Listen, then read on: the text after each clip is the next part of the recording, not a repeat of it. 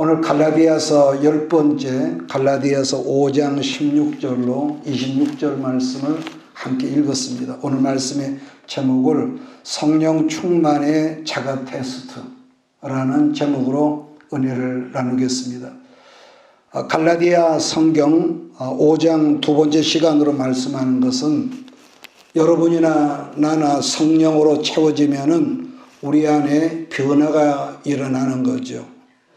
변화가 일어나는데, 그래서 오늘 시간은 오늘 말씀에 여러분 근거해서 나는 과연 성령으로 채워진 사람인가를 말씀을 통해서 여러분 스스로 자기를 점검해 보는 시간을 가졌으면 합니다. 나는 성령의 사람인가 아니면 세상에 속한 사람인가? 자, 먼저 이 세상의 모든 사람들은 전쟁 같은 삶보다는 평안한 삶을 누구나 다 원하지 않겠습니까? 그래서 본문 말씀에서 바울의 설명을 듣다 보면은 아마 오늘 시간 우리가 좀 자기 스스로를 좀 조율하는 그런 게 있지 않을까. 자, 그런 기대를 가지고 오늘 말씀을 시작하겠습니다. 그래서 오늘 우리들이 함께 읽었던 16절에서 사도 바울 선생은 말하기를 내가 이르노니 너희는 성령을 따라 행하라. 그리하면 육체의 욕심을 이루지 아니하리라고 그랬습니다. 여러분, 성령을 따라 살면은 육체의 욕망을 따르지 않는다는 거죠. 그러니까 지금 읽은 말씀을 이해하려면은 성령의 개념과 육체의 개념부터 알아야 하는데, 먼저 성령부터 살핀다면은 여러분, 성령이라면 하나님의 그 영이란 말이에요.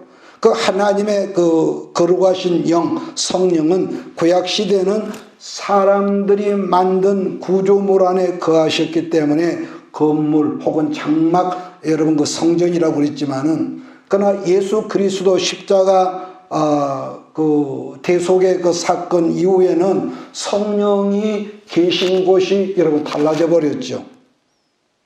구약에서는 건축물 안에 거하시던 성령님은 예수님 십자가 이후로는 오늘 예수 믿는 여러분과 내 안에 거주하시기 때문에 바울은 우리의 몸을 일컬어서 너희 몸이 하나님의 성령이 거하시는 성전이라고 이렇게 단언을 한다는 거죠. 그러니까 성경은 예수님을 첫 번째 보혜사라고 하고 있지만은, 그러나 예수님의 영이신 성령을 둘째 보혜사 혹은 다른 보혜사라고 일컬고 있는데, 거기에 대해서 예수님은 친히 요한복음 14장에서 말씀하기를, 14장 26절을 제가 읽습니다.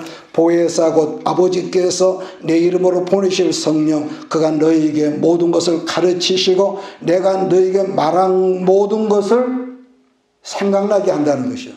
그러니까 일반적으로 말하기를, 여러분 성령은 우리가 은사적인 개념으로만 그렇게 말하지만, 그러나 예수님께서 말씀하신 성령은 어떤 분이시냐 했을 때에 예수님께서 말씀하신 모든 것을 기억나게 하고 또 생각나게 하고 또 가르치시고, 그러니까 이런 분이라고 성령을 그렇게 소개를 합니다. 그러므로 언제 어디서나 참 진리를 깨닫게 하고 생각나게 한다는 것은 여러분의 어떤 특출한 재능 때문이 아니라 성령님이 우리 안에 조명하시고 계시하시는 결과라는 거죠. 자, 그렇다면 오늘 요한복음에서 설명한 육체란 뭘 말할까? 우리의 몸인 육체를 의미하는 것보다도 하나님을 떠난 모든 이 상태를 오늘 성경에서 육체라고 한다는 거죠.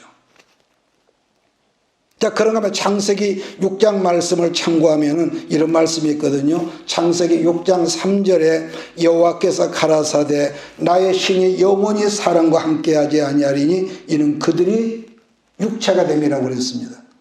개정판 성경은 육신이라고 그랬지만은 개역 성경은 육체라고 분명히 이렇게 번역을 하고 있죠. 육체가 된 사람을 하나님의 영은 떠나셨지만 그러나 내버려 두지 않으신다는 것.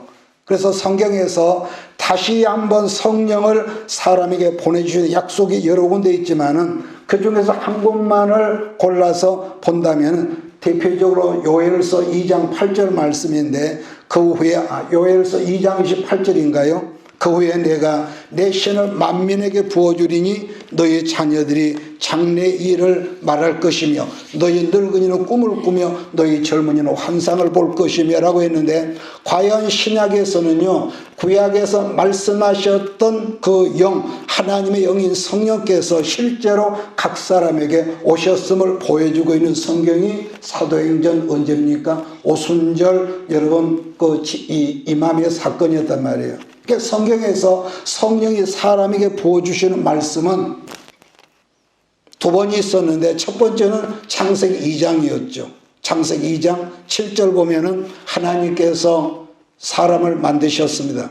여호와 하나님이 흙으로 사람을 지으시고 생기를 그 코에 불어넣으시니, 그 다음에 기억합니까? 사람이 생명이 된지라고 해요. 그러니까 처음 사람은 창세기 1장에서 하나님의 형상과 모양대로 만들어진 흙덩어리에 불과했지만은, 하나님께서 손수 만드신 뭐죠? 우리는 그걸 핸드메이드라고 그러죠.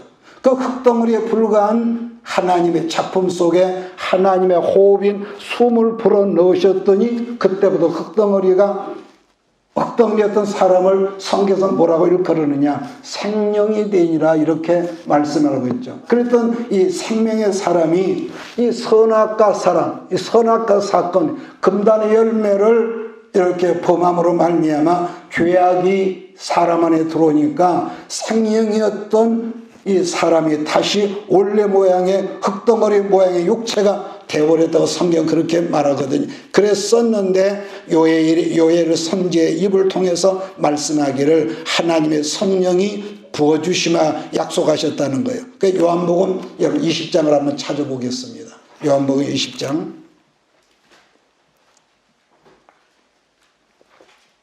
요한복음 20장 22절을 여러분 참고하십시오. 이 말씀을 하시고 저희를 향하여 숨을 내쉬며, 그 다음에 뭐가 있습니까? 가라사대 성령을 받으라 라고 말씀했습니다. 뭘 받으라고요? 성령을 받으라고요. 다시 설명한다면 창세기 6장에서 범죄함으로 말미암아 사람에게 떠나버리셔도 성령을 다시 사람들에게 성령을 주시는 장면인 거죠.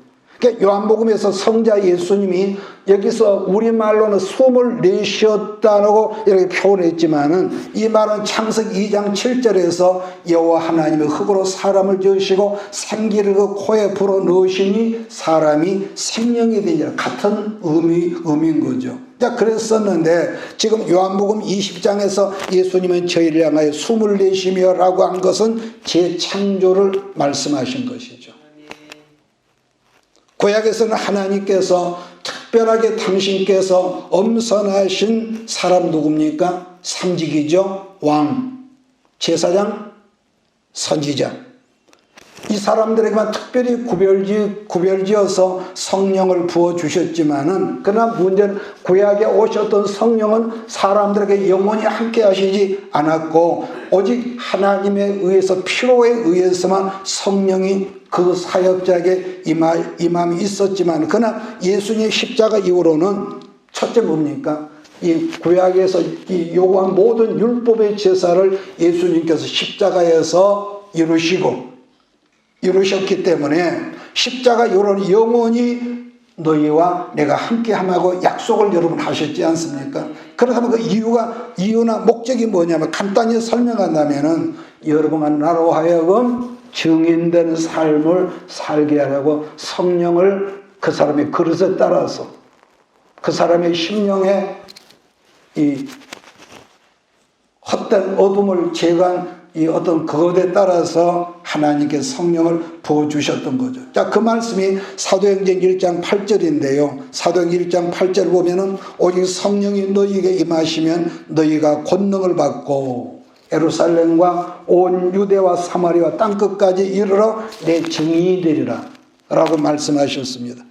이처럼 우리들이 말씀대로 증인된 삶을 살면은 육체의 욕망을 내가 따라 살지 않게 된다는 겁니다. 내가 않는다가 아니라 않게 된다는 거예요. 그런데 우리가 이 말씀은 지금 읽었고 우리가 이렇게 들었지만은 실제로 우리가 삶 속에 살다 보면 그것이 결코 쉽지 않다는 거예요. 그러면 왜 그걸 쉽지 않을까? 5장 17절로 18절 말씀을 같이 읽습니다. 시작. 육체의 소욕은 성령을 거스리고 성령은 육체를 거스리나니 이 둘이 서로 대적함으로 너희가 원하는 것을 하지 못하게 하려 함이니라. 너희가 만일 성령의 인도하신 바가 되면 율법 아래 있지 아니하리라. 자, 오늘 여러분은 성령을 따라 살고 싶지 않겠습니까? 여러분 그러지요? 그런데 말입니다. 우리들이 성령을 따라서 살고 그러면은요, 어떤 현상이 나타나냐면은, 그때부터 우리 안에 굉장한 치열한 싸움이 생긴다는 거예요. 여기서 치열한 싸움이란 뭘 말할까? 육체와 성령은 여러분 공존이 불가능하거든요. 빛과 어둠은 같이 있을 수가 없어. 서로 대적하기 때문에.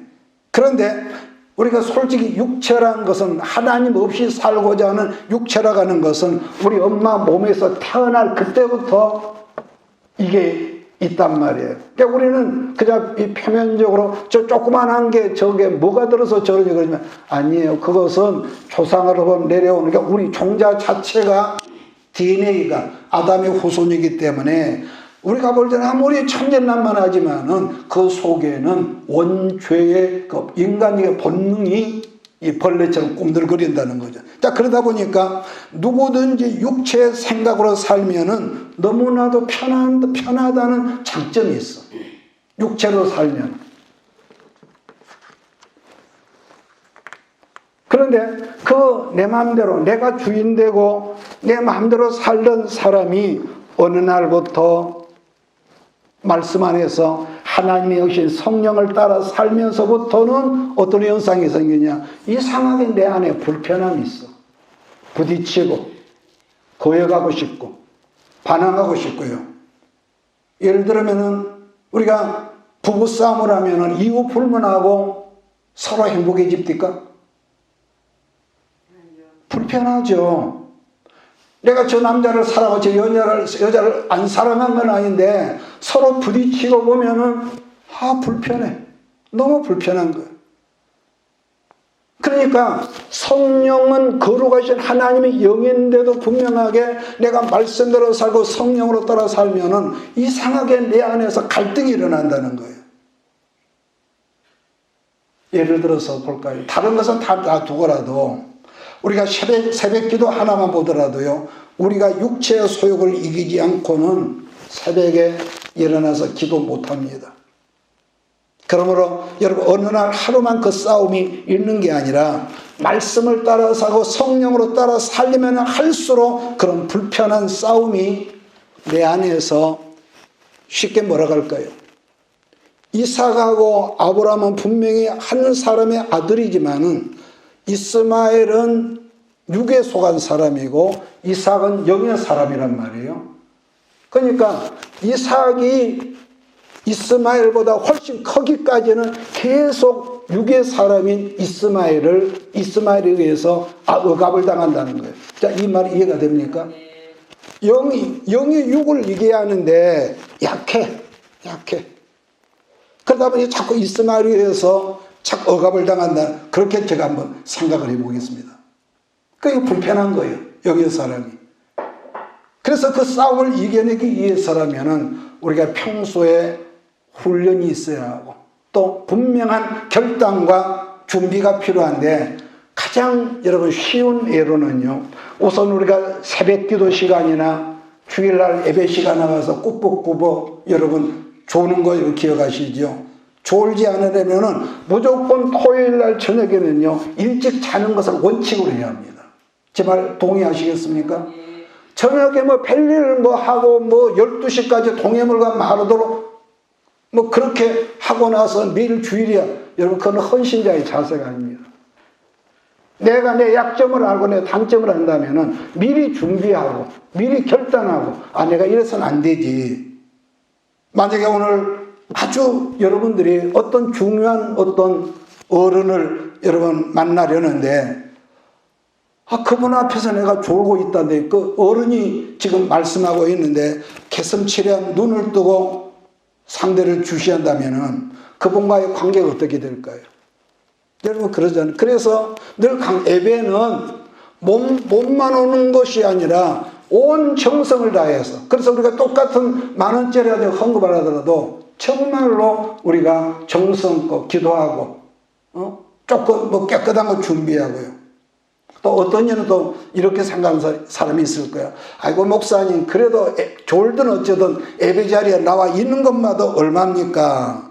그렇게 말하는 사람도 있을지 모르지만은요, 그것은 철부지 같은 유치한 거죠. 그러한 태도나 자세는 사실 나 스스로도, 여러분 스스로도 어떻습니까? 떳떳하지 않거든요. 그러지 않습니까? 어떻게 제 말에 동의가 되십니까? 네. 예. 그러니까 최소한도 뭐 옳으냐, 아니 잘한다 못하가 아니라 자기 스스로 자기를 우리가 이렇게 점검할 수 있는 어떤 기준점이 있어야 한다는 거. 그래서 사도 요한은 이런 말을 했거든요. 사도 요한은 요한일서 3장을 한번 찾아봅시다. 요한일서 3장.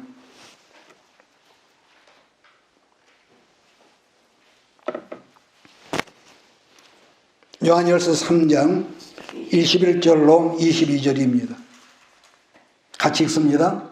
사랑하는 자들아, 만일 우리 마음이 우리를 책망할 것이 없으면 하나님 앞에서 담대함을 얻고 무엇이든지 구하는 바를 그에게 받나니 이는 우리가 그의 계명들을 지키고 그 앞에서 기뻐하시는 걸 행함이라. 그렇기 때문에 여러분 스스로가 전형 문화인 라이프 스타일을 내 스스로가 그걸 개혁하지 않으면은 모든 예배 시간에 여러분이 좋은 사람과 그런 의미가 아니라 내 스스로서 뭡니까? 헌신과 정성이 결여돼. 본의 하니까 꾹뻑꾹 졸고 있고요. 이렇게 낮에 일하고 와서 저녁에는 어쩔 피곤하다 보니까 그건 내가 양보를 하죠.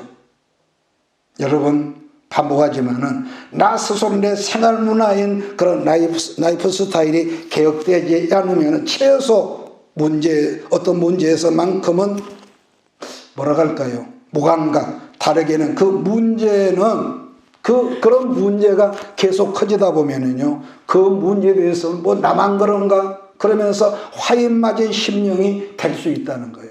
그러니까 이상의 사람은 자기 안에 어둠 떳떳지 못한 거 있으면은 주님 내가 이랬으면 얘기를 하는데 뭐 나만 이러냐? 그럴 수도 있는 거지. 이렇게 자기를 합리화한단 말이야. 성경은 우리들이 예수를 믿으면은 마귀의 자녀에서 하나님의 자리로 여러분 바꿔진다 분명히 말씀하셨거든요. 중요한 것은 하나님의 자녀된 사람인 나와 여러분이 성장하고 성숙하려면은 이름하여 셀프 컨트롤 하시죠. 라이프 스타일이 뒤따르지 않으면은 미안하지 여러분은 여전히 옛사람의 자리에 머물러서 우리는 유치함을 벗어나지 못하고 있을 거라는 거예요. 어린 꼬마들은 여러분 얼마나 유치부 아이들은 예쁘긴 하잖아요. 그런데 제가 말한 유치는 몸이 자라고 정신연령이 자라고 성장했는데도 옛 어떤 것을 탈피하지 못하면, 그래서 뱀은 스스로 탈피하지 못하면 기억하십니까? 그 허물 때문에 자기가 죽고 만다고요. 그러니까 뱀은 1년에 1년에 한두 번 꼭 허물을 벗는데 어떤 상처나 어떤 스트레스나 그런 게 있으면은 이게 벗어지다가 만다. 그러면은 이 허물이 벗어지면 이 피부로 호흡을 하는데 옛날에 모래찜질하다가요 잠들면 죽는다고 그랬거든요. 바닷가에서. 마찬가지입니다. 우리가 코로만 숨 쉬는 것이 아니라 피부로도 숨 쉰다고 그러거든요. 그래서 어떤 사람은 이런 사람이 있습니다. 나는 목사님 늘 음란한 마음이 내게 있어요. 얼마나 그 고백을 한다는 것이 중요한데, 근데 문제는 그 사람이 음란한 그런 어떤 현상에 떠나지 않고, 또 어떤 사람은 술을 끊었는데 늘 술집 주변에서만 맴도면서 마귀야 나가라 그런다는 거예요. 그게 되겠냔 말이에요. 벗어나야지. 여러분 그런 유혹은요, 여러분 요셉이 음란을 조장할 수밖에 없는 환경 속에서 그가 어떻게 합니까? 그가 혼연하더라도 그걸 옷을 벗어놓고 여러분 도망가 버리잖아요. 그렇기 때문에 내가 이기게 하옵소서보다는 그걸 여러분 벗어나야죠.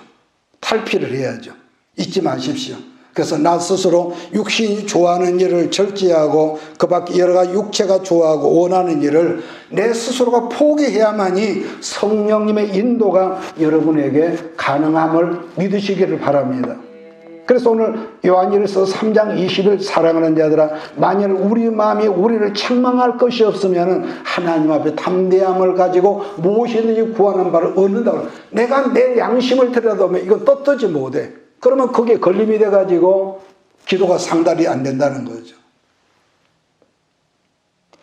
여러분, 제가 누차 내 과거에 부끄럽게 살아온 것을 여러분 간증하지 않았습니까? 그러니까 얼마나 넘어지고 넘어졌습니다. 자, 그 중에서 한 예를 든다면은, 자, 부끄럽지만은 내가 15살에 내가 담배를 피웠단 말이에요. 담배를 팍 피웠습니다. 아주 멋있습니다. 그러다가 31살 돼서 내가 31살 일을 보러 세상의 남자가 내가 이걸 못 끊으면 뭐하냐. 여러분, 그 담배 하나 끊으려고 우리 집에서 얼마나 전쟁이 많았습니다. 한 달 끊고 나서는 기념으로 다시 한 대만 핀다는 걸 또 피게 되고, 6개월 끊었다가 기념으로 무슨 기념이, 근데 그렇게 핑계가 나오더라고.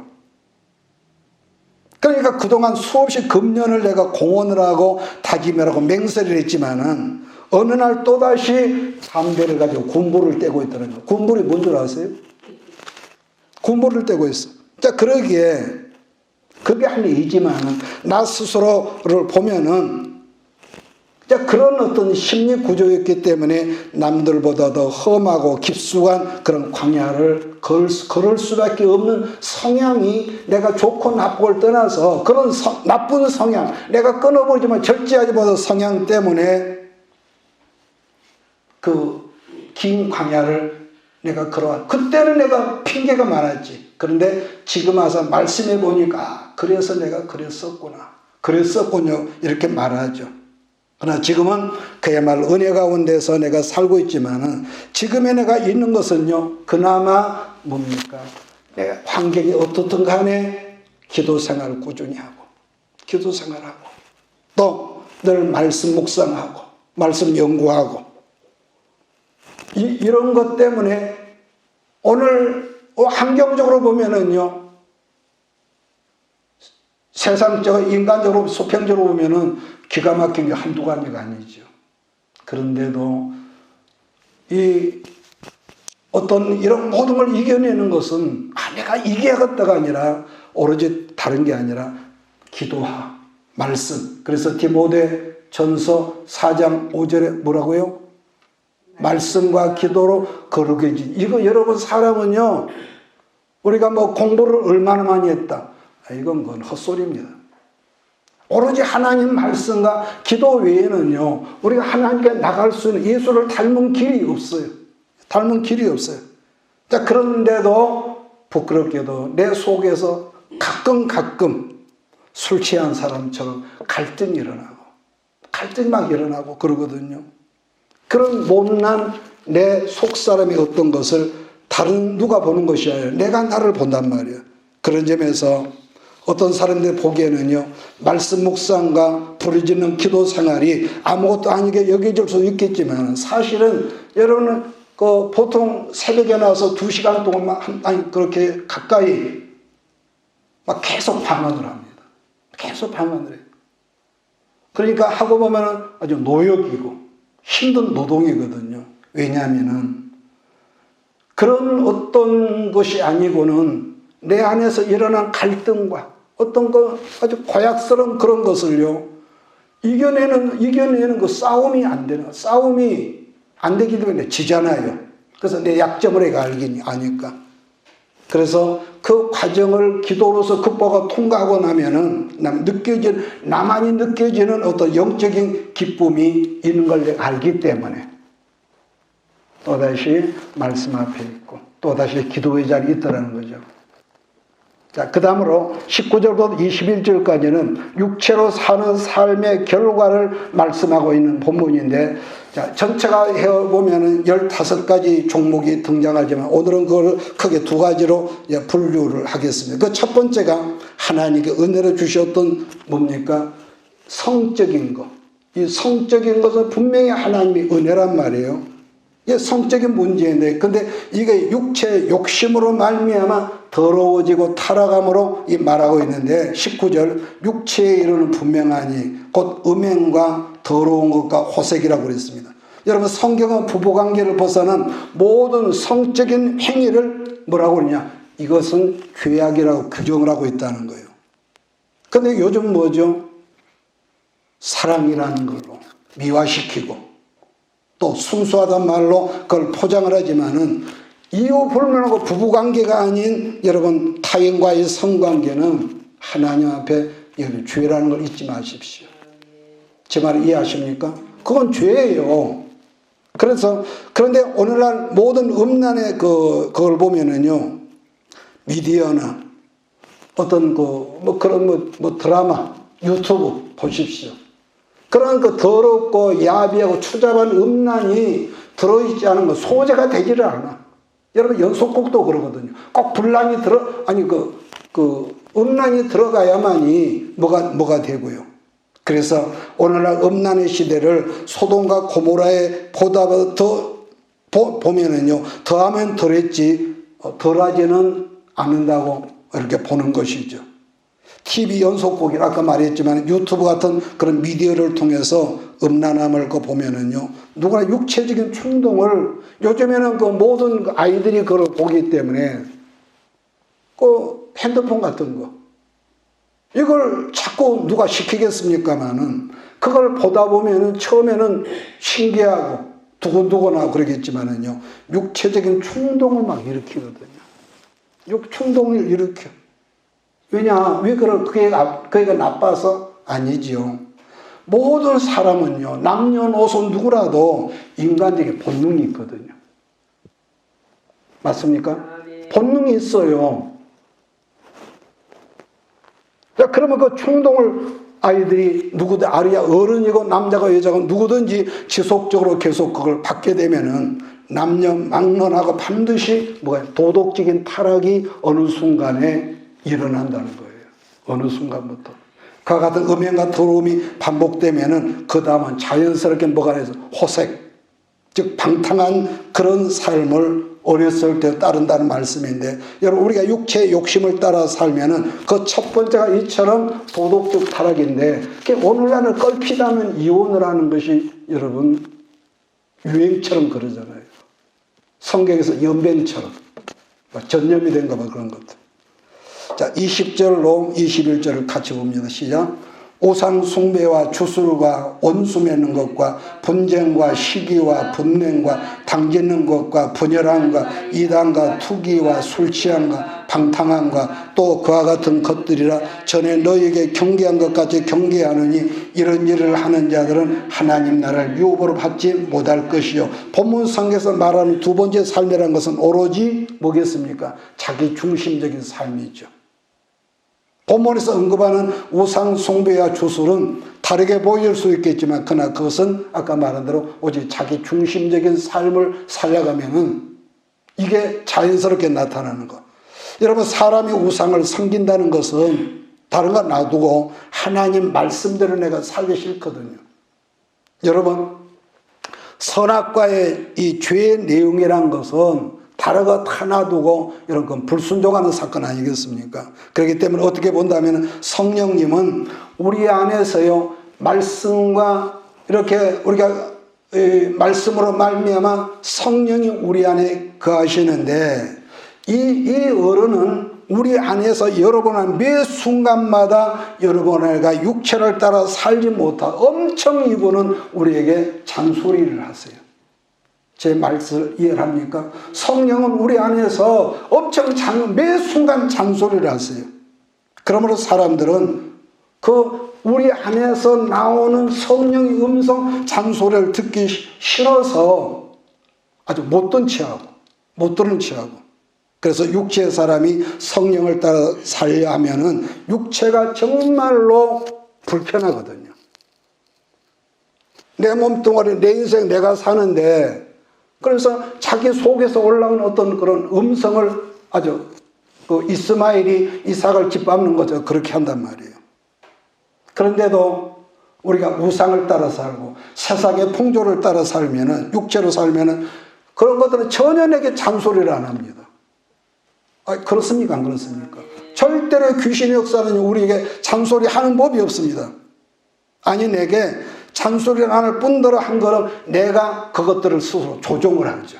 그런 것들을 내 욕심으로. 그러다 보니까 사람들은 우상을 따라서 자기 육체의 욕망을 마음껏 하면서 이렇게 못된 짓을 한다는 거죠. 다르게 말하면은 자기 욕심을 종교적으로 둔갑시키는 행위들이 우상 숭배다, 이렇게 제가 말하고 싶습니다. 그래서 한 예로, 여러분 우리나라 옛날 그 전래동화의 심청전이나 또 뭐가 있습니까? 진해와 이쁜이가 또 동화 내용도 보면은요, 사람들의 안전과 소원을 위해서 인신제사를 드려다 풍습이 은연중에 우리 전래동화에도 나타나거든요. 그런데 말입니다, 그런 것보다 더 중요한 것은 오늘날 뭐가 있냐? 교회 안에 기독교라는 이름으로 얼마든지 우상 숭배가 여러분 가능하다는 거 아니겠습니까? 그 다음에 술 취함과 방탕은 어떤 사람들은 이런 사람도 있습니다. 별것도 아니야. 말들은 별것도 아닌데 조그마한 어떤 문제가 생기고 그러면 술로서 그 문제를 이겨보려는 심산으로 변명처럼 술집을 찾고요. 예수 믿는다는 사람이 그렇습니다. 그런데요, 저도 술을 배우려고 옛날에 진로 소주를 갖다가 이불 속에 묻어로 어른들 몰래 했지만 나는 결코 술을 못 먹고 못 배우고 말았는데, 이 세상의 모든 술을 다 마신다 할지라도 고통의 문제가 해결되지 않는다는 거 아니겠습니까? 여러분 그러잖아요. 마치 잠시 동안 그 고통을 잊게 해주는 마치 주사역처럼 한순간만 술로 인해서 고통을 잊게 해주는 술을 계속 찾다 보면 그 사람의 삶은 어떻게 될까요? 우리가 쌍천동에 있을 때 알코올 중독자 청년이 한 사람 왔거든요. 그렇게 해도요, 그 병적이라 귀신 들린 사람처럼 끊지를 못하더라고요. 아주 망가져버려. 그뿐 아니라 그 한 사람 때문에 가족들, 자기 부인, 이들한테 얼마나 고통스럽게 하는 걸 제가 봤거든요. 이처럼 여러분 육체가 원하는 대로 사는 이런 삶을 살면은 결국은 모든 관계가 이렇게 박살이 나더라는 거. 그래서 여러분 마귀의 주요 전략이 뭐겠습니까? 태초부터 이간질이죠. 서로 이간질. 만약에 우리 주변에 누군가 이간질에 불편을 겪고 있다면은 그 사람은 지금 육체의 소욕대로 살고 있다는 증거입니다. 아무리 예수를 믿는다고 해도 이간질은요, 귀신 역사거든요. 그래서 그 사람이 정말로 성령 충만하다면은 이게 있습니다. 주변 사람들과 이간질을 당하는 경우는 이런 드물죠. 물론 성령 충만함도 자기 마음대로 해석을 해서 육체의 소욕으로 종교적인 열심을 내가지고 지금 주변에서 부작용이 막 지금 발생하고 자기 때문에 부작용이 발생하고 있음에도 불구하고 그 본인만 아마 모른가 봐. 모르니까 계속 그러겠죠. 아니, 그러한 일은 마치 자기가 십자가의 길을 걷고 있기 때문에 주어진 환난이고 핍박이라고 생각하고 주변에 많은 사람들을 은근히 억압하며 정신적으로 괴롭히는 또 그런 이상한 분도 있습니다. 여러분요, 오늘 말씀을 정리하겠는데 그 사람이 정말로 성령이 충만하다면요, 다른 건 놔두고 내 주변의 사람들과 화목하게 보이는 것이 지극히 정상이라는 것을 믿으십시오. 성령 충만하면 관계가 좋아진단 말이에요. 왜냐하면 10계명 말씀처럼 1계명부터 4계명까지는 하나님과 관계고 5계명부터는 누구와의 관계입니까? 이웃과의 관계. 이웃사랑이 근본적으로 지켜져야만이 분명한 이 기준의 삶을 살고 있다고 보기 때문인데, 그러니까 지금 바울이 경고하는 말씀을 보면은 육체를 따라 사는 사람들은 자기 몸은 편하겠지만은 하나님 나라를 뭐라고요? 유업으로 받지 못한대요. 만약에 여러분 안에 말씀 때문에 자기 속에서 갈등이 없고 싸움이 없다면은 어쩌면은 여러분은 지금 성령을 무시한 채 자기 마음대로 살고 있는 증거일 수도 있기 때문에 말씀 안에 늘 자기 안에 누구를 그 말씀으로 하지 말고 여러분 스스로를 점검해 볼 수 있는 저와 여러분 되기를 주의로 축복합니다. 자, 그 다음은 우리들이 성령을 따라 살면 우리들 안에 어떤 변화하는 역사가 있는지를 보겠습니다. 22절로 23절 시작. 오직 성령의 열매는 사랑과 희락과 화평과 오래 참음과 자비와 양성과 충성과 온유와 절제니 이 같은 것을 금지할 법이 없느니라. 여러분, 지금 읽은 말씀을 우리는 일반적으로 성령의 9가지 열매라고 말하지만 다르게 말을 해석한다면 사랑의 9가지 표현이라고 말할 수 있을 것입니다. 여러분, 이 세상에 어떤 사람일지라도 사람은요, 궁극적으로 하나님을 만났을 때라야만이 진정한 화평과 사랑을 깨닫고 배운다는 거예요. 그러니까 하나님 사랑과 가장 가까운 곳을 모성애라고 여러분 말하지 않습니까? 그러나 돌이켜 생각해 보면 우리들 부모는 내가 낳기 때문에, 그래서 내가 내 아이들을 사랑한다는 것 때문에 우리 자녀들에게 얼마나 많은 아픔과 상처를 주고 있는 것까지는 우리 부모들이 잘 모르는 것 같다. 심지어는 요즘에는 가끔 방송에서 나온 거지만은 대단한 모성애를 지녔다는 엄마들이 자기가 낳은 아이를 비닐봉투에 싸서 쓰레기통에 버렸다는 그런 뉴스도 이런 가끔 나온단 말이에요. 그러므로 하나님을 조금 닮았다는 모성애, 이 차라리 불안한 거예요. 불안하다는 거예요. 자, 그런데 우리 하나님은 조건도 대가도 없는 사랑을 늘 배우게 하시면서 우리로 어떻게 살라고 자꾸 말씀하고 하시냐면은 너는 흘러보내는 삶, 다르게는 베풀면서 사는 삶을 살아라. 사실 그렇게 사는 사람들은요, 내 것을 주고 베풀어 주는 것 때문에 그 얼굴에 언제나 이런 기쁨이 있다는 것이고, 그러한 삶을 사는 사람들은 모든 사람들과의 화평을 누리면서 살다라는 거예요. 자, 목사님은 어제 월요일이죠. 그저께? 어제 저기 섬에 가서 갔다가 오늘 아까 저녁에 왔는데요. 여자 전도사님이 참 그렇게 주는 삶, 베푸는 삶, 그렇게 사는 것을 참 의미 있게 봤습니다. 자, 그런 사람들은 자기가 타고난 성품대로 사는 것이 아니라 그렇게 살다 보니 인내할 줄 알게 되고, 그런 속에서 외로운 삶 속에서 어떤 소망 속에 살게 되고, 주고 베풀면서 풍성하게 사는 것을 우리로 보게 하다는 거죠. 자, 그 다음은 온유와 절제를 말하는데, 온유란 이게 한 가지, 어떤 유유부단한 물러터진 그런 성품을 여기서 온유라고 한 게 아니라 이건 전혀 다른 개념이거든요. 다르게 설명하면 온유라고 하는 것은 뭘 말할까요? 따뜻하고 부드럽고 다른 사람들을 늘 헤아리기도 하지만은 그런 사람의 특징이라면 어떤 상황에서도 진리 앞에서는 절대 타협하지 않은 또 강인함이 있다는 것인데, 그 진리의 말씀으로 분별을 해서 다른 사람을 지혜롭게 인도하는 사람들이다. 다른 사람들은. 그런 밤에 절절한 나의 예민한 감정에, 내 감정에 내가 휘둘릴 때가 있지 않겠습니까? 그런데 우리가 절제 속에 살면은 여러분, 그 부부관계에 다툼이 있을 때는요, 같은 말을 해도 제가 가끔 말하냐, 가시가 붙어 있는 말로 우리는 쿡쿡 찌르거든요. 그래요, 안 그래요? 그렇습니다. 여러분, 우리는 그러거든요. 근데 그때 너무 합리적인데 지나놓고 보면 부끄럽거든요. 내가 이 정도밖에 아니냐, 아직도 이 정도밖에 아니냐. 그런데 우리가 이 성령으로 우리 안에 절제 의미가 되면은 내 어떤 말이 하고 싶은, 속된 말 죽겠어. 진짜입니다. 여기까지 올라와 말이. 그런데도 내가 여기서 입이 벌어지면은 가시가 얼마나 붙었을까. 내가 내 약점을 알기 때문에 이걸 꼭 누르고 그래, 하지 말아야지. 그래도 이것이 벌어진 입이라 삐져나올 때가 있어요. 자, 이렇게 사람이 이렇게 말씀을 하는 목회자 입장에서도 여러분 기도하면서도 이게 그러더란 말이에요.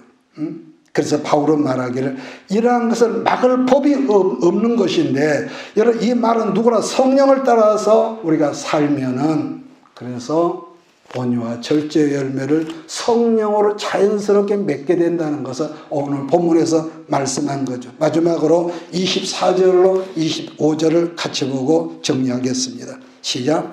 그리스도 예수의 사람들은 육체와 함께 그 정욕과 탐심을 십자가에 못 박았느니라. 만일 우리가 성령으로 살면 또한 성령으로 행할지니. 누구나 성령으로 거듭나 새로운 피조물이 되고 성령을 따라 살면서 언제나 성령의 인도하심을 받는 삶을 지향하라는 사도 바울 선생의 당부의 말씀인 거죠. 또 한 가지는 그리스도의 성품을 닮아가는 뭐라 그럴까, 성화의 과정을 거쳐서 그리스도의 장성한 분량에 이르러야 한다는 하나의 당부의 말씀이라고 할까요? 우리는 예수를 믿음으로 거듭났다는 말을 하지만 문제는 그 사람의 삶 가운데서 거듭난 어떤 것이 보여지지 않을 때가 있지 않습니까? 교회에서는 칭찬받고 그러는데 인간관계 속에서는 어떻게 저렇게 행동을 하지? 그럴 때는 사람들로 비판을 받죠. 아무개 집사, 아무개 장로, 아무개 목사. 이건 짜치라면은 자기 관리가 안 되면은 우리는 여러분나라도 그럴 수 있거든요. 그러면은 그렇게 해서 사람도 비난을 받고 비판을 받는다. 그러면 여기서 제가 비난이라고 그래요. 여기서 말하는 비난은 핍박일까요? 아니죠. 전혀 아닙니다. 다르게 말하면은 조금 부풀리면은 짜디짠 소금의 맛을 내가 잃어버렸기 때문에 세상 사람들로부터요, 칭찬은 우리가 듣기가 어렵습니다. 솔직히 말해서. 근데 비판은요, 그냥 날라오거든요. 또 하나, 거듭남의 삶이라고 하는 것은 우리들 삶 가운데서 하나님의 은혜를 간절히 구하는 삶을 살 때만 가능한 것. 분명한 것은 성령으로 산다면은 하나님과 사람의 관계가, 아까 뭐라고 그랬습니까? 관계가 회복이 돼, 좋아지고 회복이 되고, 더불어서 또 있습니다. 내가 내 자신과, 이걸 대자관계라고 그러는데, 자신과의 관계에서도 자유로운 어떤 새로운 자아가 또 하나 생긴다는 것. 그래서 사람들은 타고난 성향과 다른 사람들의 관계 때문에 자존감이 낮아지기도 하고, 또 자격지심이나 열등감이나 그 밖에 여러 쓴부리가 생기기도 하지만, 그러나 오늘 말씀처럼 내가 성령으로 살고 말씀에 순종하며 살면은 그런 것들이 바로 하나씩 내 안에서 정리가 되기 시작한다는 것. 26절을 제가 읽어야겠습니다. 헛된 영광을 구하여 서로 노엽게 하거나 서로 투기하지 말지니라. 마지막 26절에서는 성령 충만한 사람이 하지 말아야 할 것을 말씀하는데, 첫 번째, 헛된 영광을 구하지 말라는 이 말은 자기 자신의 능력이나 자기의 어떤 탁월성을 나 스스로 과대평가하지 말라는 당부의, 다르게는 이러한 심리는 다른 사람에게 칭찬을 받고 싶고, 두 번째, 인정받고 싶은 심리인데, 그것이 바로 오늘 성경에서는 헛된 영광을 네가 구한다. 헛된 영광. 또 하나는 상대를 노엽게 하지 말라는 것은 나 자신의 잘남을 상대방에게 증명하고 싶은 심리란 건데, 반대로 이런 사람들은 자기의 부족함 때문에 상대가 지니고 있는 장점들을 질투하는 사람이 있죠. 내 부족한 것, 나는 부족한데 저 사람 나하고 탁월해. 그럼 인정을 해줘야 하는데 그걸 질투하거든요. 그러니까 여기서 질투심이나 시기심이 커지면은 관계 속에서 상대를 회짓고 상처를 주게 되는데, 왜냐하면 그렇게 함으로써 너는 나보다 못하다는 억지로 증명을 하고 싶은 묘한 그 심리들이 있거든요. 인간관계에서요. 이건 솔직히 불쌍한 사람들이죠. 자, 오늘 말씀을 정리한다면은 육체와 성령은 아까 뭐라 했습니까? 같이 공존할 수가 없다는 이 말은 우리가 분명하게 알아야 한다는 것이고, 여러분들이 성령을 따라 살면 어쩔 수 없는 뭐가 있습니까? 내 안에서 싸움이 있다. 있을 수 있다. 그러니까 있지만은 그럼에도 불구하고 우리가 성령을 의지하는 삶을 살면 어떤 상황에서도 우리는 아까 그랬죠. 이삭이 작을 때는 성장하지 못할 때는 누구에게 자꾸 터치를 받아요? 이스마엘이 자꾸 억압을 받는데 그럼에도 계속 포기가 크다 보면은 이삭이 이스마엘보다 크면은 아무리 공격을 해도 비웃거든요. 그때는 끄떡없어. 끄떡없어. 두 번째로 육체의 소욕대로 살면은 당장 편하지요. 내가 주인 되니까. 그러나 그 끝은 성경의 사망이라는 겁니다. 요즘 우리 사회에 언제가부터 여러분 안락사란 말이 나오더라고요. 안락사. 환자가 지나친 그 질병 때 고통 가운데 있을 때는요. 본인과 내가 이 다음에 이런 일이 있거든 그 자녀들에게 그냥 안락사 시켜라. 그 주사약을 어떤 준가 봐요. 그러면은 본인이 쉽게 죽는다. 아직까지 우리나라에서는 합법적으로 이것이 통과가 안 됐지만은 가족의 동의가 있다면 고통 없이 죽음을 선택하는 방법을 안락사라고 그러거든요. 마찬가지로 성령의 사람이 육체를 따라 살면은 우리 삶 속에 고통은 없죠. 왜? 내가 내 마음대로 내 인생 내가 사는데 그런데 하나님 앞에서 그 끝은 결국에 사망이라는 거. 마지막 세 번째, 성령 충만의 자가 테스트를 내 스스로 한다면은 성령 충만함의 결과란 어떤 은사주의나 어떤 능력이나 내가 기도해 주니까 귀신이 쫓겨나가고 그런 능력이나 등등의 어떤 그런 것이 아니라 이게 있습니다. 아까 그러죠. 몇 번 말했죠. 인간관계가 좋아지고 그전에는 거슬리는 사람이 많았는데 첫째는 관계가 좋아지고 관계가 좋아지면 하나님 앞 기도가 막히질 않으니까 점점 하나님과의 관계도 좋아지고 내 이웃과도 관계가 좋아지는 것이 뭐라고요? 이것이 바로 성령 충만이다. 성령 충만이다. 그래서 끝내겠어 어떤 탁월한 능력이 그 사람에게 나타난다 할지라도 지금 말씀하는 하나님과의 관계가 엉클어졌다든지 이웃과의 관계, 가장 가까운 부부관계, 모든 이웃과의 관계가 나빠졌다면 그 사람은 이 성령을 빙자한 신앙을 빙자한 이미 불쌍한 영혼이며 다르게는 좀 과하게 말하면 귀신이 그 영혼을 먹어버린 사람이죠.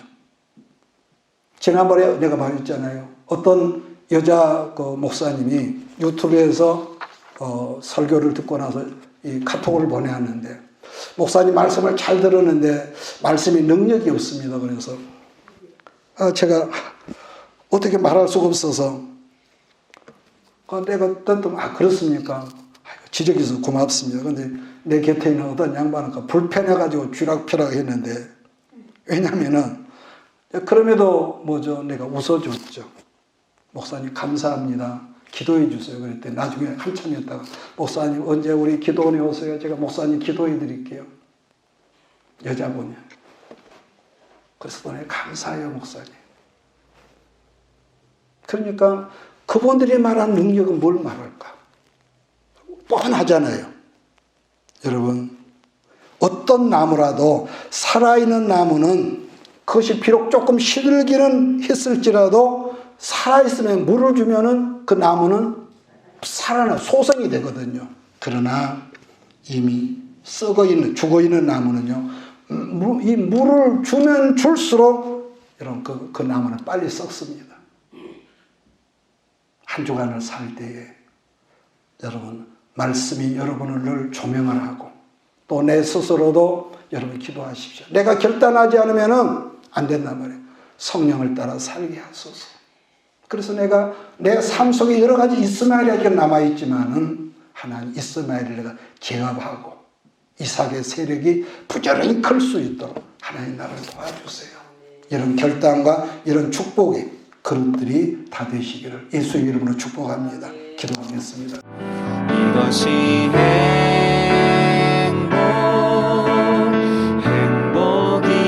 행복이라오. 세상은 알 수 없는 하나님 선물. 이것이 행복이라오.